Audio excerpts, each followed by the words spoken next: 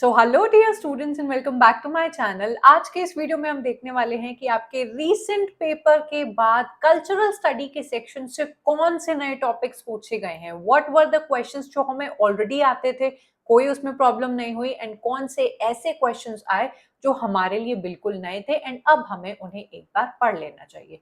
सबसे पहले अगर हम लोग आपके सिलेबस के बारे में बात करें तो कल्चरल स्टडी आपके सिलेबस में बस इतना सा ही मेंशन्ड है कि भाई यूनिट 7 कल्चरल स्टडीज। अब तुम्हें इसमें से खुद से ढूंढना है कि आपको क्या पढ़ना है, इसके अंदर क्या आना चाहिए एंड क्या नहीं आना चाहिए। तो आज हम लोग एक बार ये भी देख लेते हैं कि बहुत सारे ऐसे स्टूडेंट्स हैं जो अपनी जर्नी को स्टार्ट कर रहे हैं, उनको नहीं पता है कि मुझे कल्चरल स्टडीज से क्या पढ़ना है, तो वो एक बार इस कोर्स को जरूर से चेकआउट कर ले।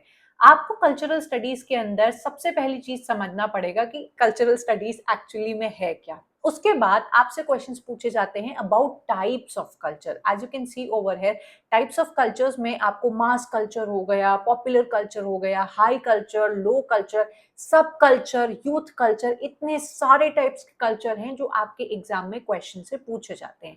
देन कल्चरल स्टडीज के ही अंदर आपके एक टॉपिक आता है media theories and television culture का। ये मैंने नया लेक्चर ऐड किया है बिकॉज रिसेंटली क्वेश्चन पेपर्स को देखने के बाद आई रियलाइज कि अब television culture, audience retention and audience की मीनिंग मेकिंग से कई सारे क्वेश्चंस पूछे जा रहे हैं।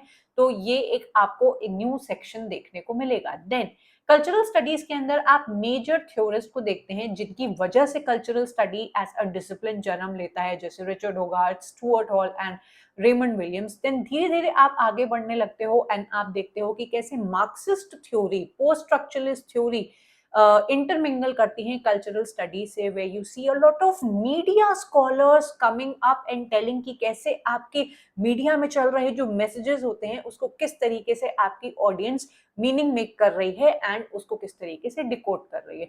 सो we have lot of writers जो आपको इसके अंदर पढ़ने होते हैं। बहुत ही इजी सेक्शन है, प्रिडिक्टेबल सेक्शन है जो आपको प्रिपेयर करना है। So if it all you are interested कि मुझे कल्चरल स्टडी बिल्कुल बेसिक से समझना है तो आप मेरे इस कोर्स को जरूर से चेकआउट करिएगा। नेक्स्ट, अब हम लोग देखते हैं कि हमारे इस रीसेंट पेपर में कौन कौन से क्वेश्चंस पूछे गए हैं। रेमंड विलियम से आपको क्वेश्चंस देखने को मिलेगा, हर साल हर शिफ्ट में आपको इनसे क्वेश्चन देखने को मिलेगा। वी हैव एंजेला मैक्रॉबी, डोलिमोर एंड सिनफील्ड से क्वेश्चन पूछा गया है, जॉन फिस्के से पूछा गया है जो कि बहुत ही इंपॉर्टेंट मीडिया स्कॉलर है। वी हैव इयान एंड, ये एक नई मीडिया स्कॉलर है जिनसे आपसे इस बार के पेपर में 2 क्वेश्चन पूछे गए हैं। देन मीडिया थ्योरी पूछी गई है, टेलीविजन कल्चर पूछा गया है एंड और भी मीडिया से रिलेटेड थ्योरीज पूछी गई हैं। तो आइए वन बाय वन उनके क्वेश्चंस को भी हम लोग डिटेल में देख लेते हैं।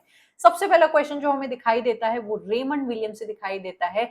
जितने भी न्यू स्टूडेंट्स हैं जो अपनी कल्चरल स्टडीज की जर्नी को स्टार्ट कर रहे हैं, ये एक ऐसे शॉर्ट शॉर्ट राइटर है कि मैं आपको अभी भी बता दूं, नेक्स्ट शिफ्ट में आपको इनसे एक क्वेश्चन देखने को मिल जाएगा। हर बार रेमंड विलियम से क्वेश्चन आता है। तो इनकी एक लंबी लिस्ट है of major works and major critical terms. आप उसको एक बार पढ़ लेंगे, आपके सारे क्वेश्चंस उससे आसानी से बन जाएंगे। आपसे यहाँ पे पूछा गया है कि किसने कल्चर को डिफाइन किया है एज वन ऑफ द 2 और 3 complicated words in English language. बच्चों ने मुझे आके बताया था कि this was a very easy question and बड़ी आसानी से उन्होंने ये क्रैक कर लिया था।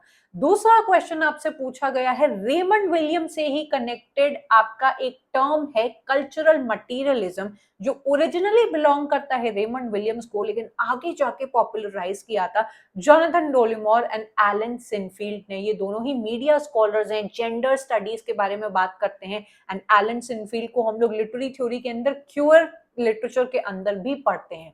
सो literary theory and cultural studies आपका इंटरकनेक्टेड ही होता है।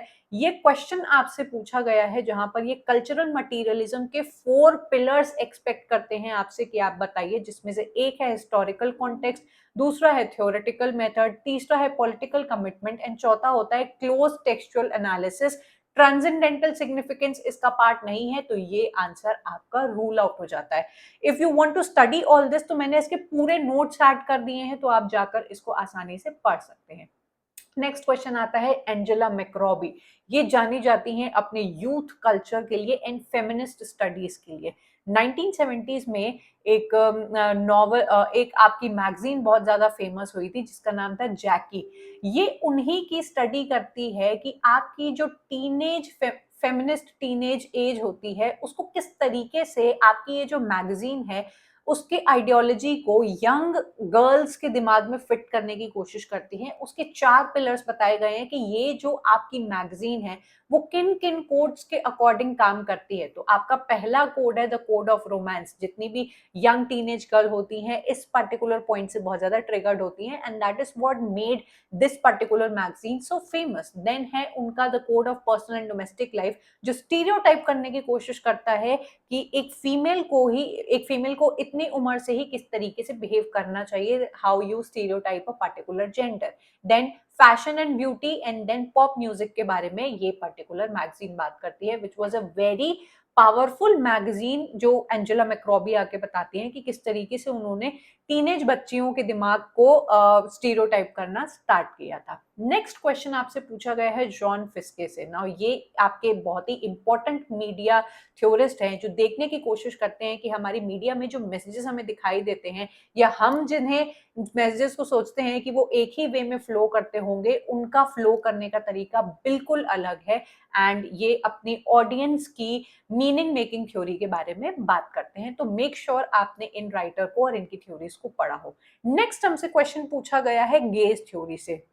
ये एक ऐसे राइटर हैं जो अगेन एक मीडिया स्कॉलर हैं एंड मीनिंग मेकिंग करते हैं कि हमारे मीडिया में जो भी मैसेजेस हमें दिखाई देते हैं उसका क्या मतलब निकालती है हमारी audience, and how it can be changed into you and I being thinking कि ये चीज इस तरीके से ही क्यों रिप्रेजेंट की जाती है। तो गेज थ्योरी उस तरीके से काम करती है। Next we have again one question from John Fiske.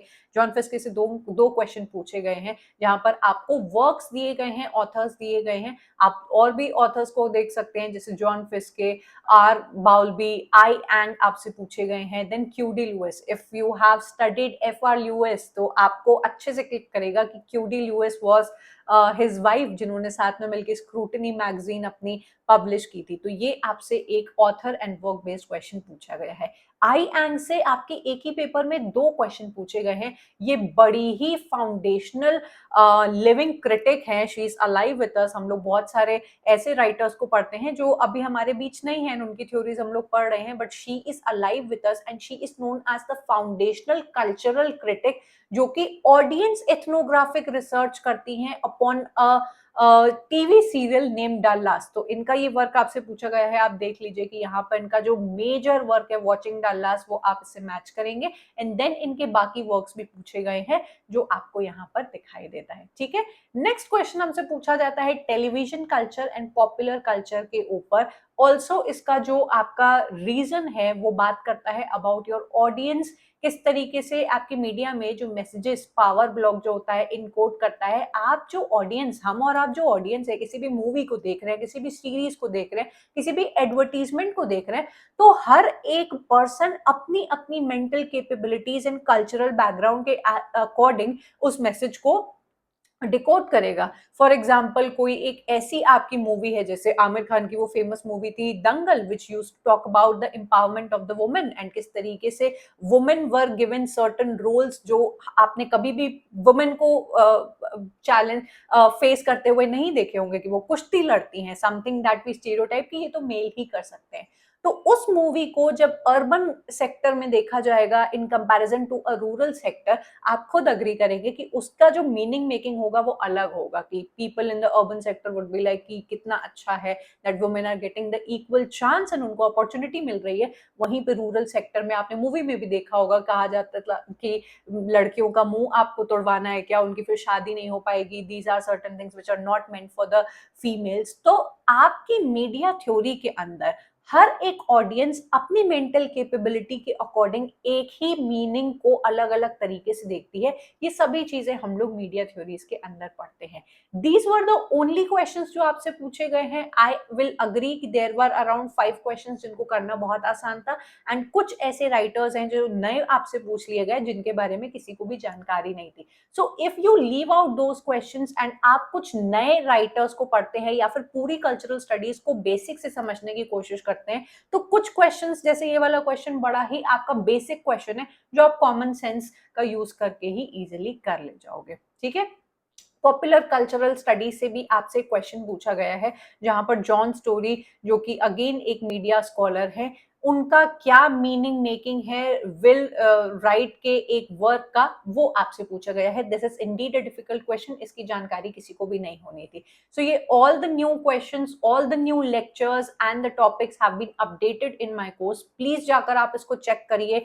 आप इन lectures और इन notes के थ्रू अपने इस सेक्शन को अच्छे से कंप्लीट कर सकते हैं। कोई कंफ्यूजन आपके दिमाग में बचेगा ही नहीं, जहां पर आपको कॉन्सेप्ट, क्रिटिकल थ्योरीज एंड जो नए नए क्वेश्चंस पूछे जा रहे हैं विद एक्सप्लेनेशन, आपको ये सभी में समझ में आ जाएंगे। तो please be a part of this course and आप इसी तरीके से मेरे बाकी कोर्सेज को भी चेकआउट करना चाहें तो उसको भी आप जरूर से चेकआउट करें। I am going to meet you up next in yet another video where I will update another new section of your syllabus. Up till then, bye and take care.